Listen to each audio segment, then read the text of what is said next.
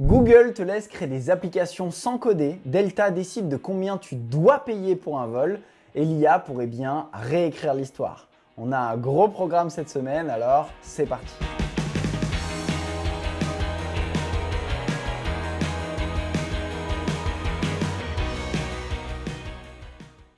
Bon, accroche-toi, Google vient de lâcher un outil qui pourrait bien faire exploser le nombre de mini-startups sur la planète. Son nom, c'est Opal. Et Opal, c'est comme un Lego géant de l'intelligence artificielle. Tu prends des blocs, tu les assembles, tu décris ce que tu veux et bim, t'as une application qui tourne. Pas de code, pas de bug, pas de galère avec des parenthèses qui s'ouvrent jamais quand il le faut.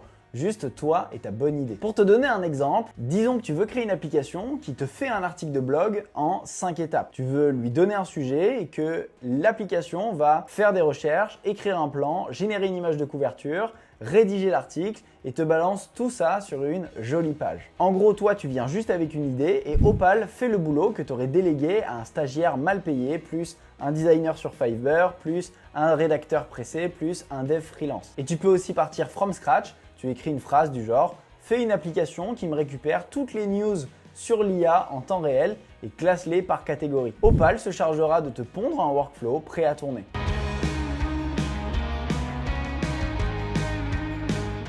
Ok, imagine le truc, tu ouvres ta galerie, tu prends une simple photo, tu cliques sur un bouton et là, Google t'invente une vidéo complète à partir de cette image. C'est pas un diaporama, hein, c'est une vraie fausse vidéo avec du mouvement, des animations, comme si tu avais filmé la scène, sauf que là, c'est l'IA qui l'a imaginé à ta place. Par exemple, tu prends une photo de toi à la plage, et là, l'IA pourrait décider de faire voler des mouettes par-dessus, faire bouger les vagues, ajouter un zoom fluide, et peut-être même te faire cligner des yeux. Bref, t'as jamais vécu cette scène, mais elle existe pourtant maintenant en vidéo. Et c'est pas tout puisque tu peux choisir le style visuel, un style cartoon, un style anime, un style réaliste, rétro VHS, peut-être même, qui sait, un style film Marvel à 200 millions d'euros de budget. C'est comme si Midjourney et CapCut avaient fusionné dans Google Photos. Le truc complètement fou, c'est que ça arrive aussi dans l'application YouTube directement. T'es sur YouTube, tu choisis une photo depuis ton téléphone, tu cliques sur générer en vidéo et paf, t'as un short prêt à être posté. C'est vraiment ce genre de futur qu'on est en train de vivre.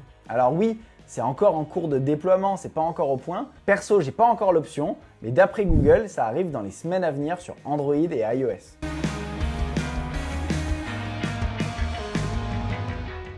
Delta Airlines teste un nouveau système ultra polémique. Une IA qui analyse ton comportement, ton historique d'achat et qui détermine combien tu serais prêt à payer pour ton billet d'avion. Tu voyages souvent en première, tu as un bon profil bancaire, alors l'IA estime que tu peux payer plus cher, donc elle va t'afficher un prix plus élevé. En gros, 2 personnes, même vol, même rangée, même siège, mais pas le même tarif. Parce qu'un algorithme a jugé que toi, tu pouvais casquer davantage. Et on parle de 20 à 30% de différence parfois. Alors oui, techniquement, c'est optimiser le chiffre d'affaires, mais sur le plan éthique, est-ce que c'est pas de la discrimination algorithmique? Est-ce qu'un algorithme devrait vraiment décider à ta place ce que tu mérites de payer juste parce qu'il a fouillé ton historique de vol, ton appareil utilisé ou ton comportement sur le site? On n'est plus dans le marketing personnalisé, on est dans le pricing psychologique automatisé et franchement, ça soulève une vraie question. Est-ce que c'est encore de la stratégie business ou est-ce que ça ne devient pas de la manipulation?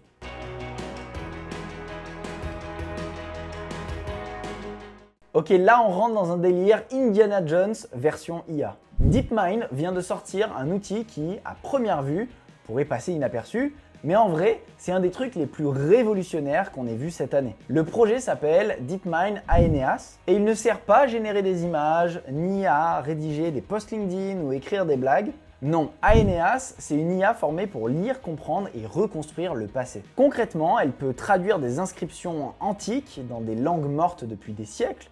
Elle peut restaurer des textes endommagés, tu sais, ces bouts de parchemin retrouvés à moitié bouffés dans un temple du désert. Et surtout, elle peut contextualiser et comprendre le sens d'un mot dans son époque, dans sa culture et dans son système de pensée. Tu vois un bout de pierre avec 3 mots effacés, eh bien Aeneas va analyser les mots visibles, croiser avec des centaines d'autres textes de la même époque et deviner ce qui manque, et t'en proposer une version crédible.